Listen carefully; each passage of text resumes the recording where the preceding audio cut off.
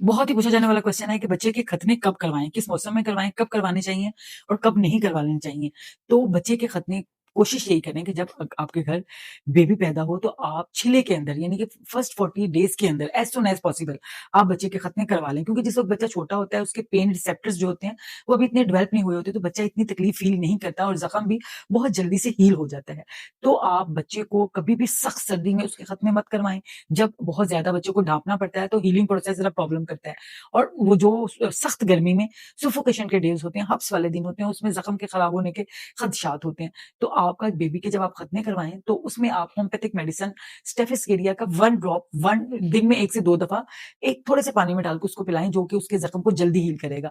और अगर आपको उसके ज़ख्म को साफ़ करना हो तो आपने कैलेंडुला को पानी में डाल के उससे ही आपने उसको साफ़ करना है। तो उससे जो खतने हैं वो बहुत जल्द हील हो जाते हैं। और उसका बस ख़्याल रखें और बहुत जल्द से जल्द आप अपने बच्चों के खतने करवा लें।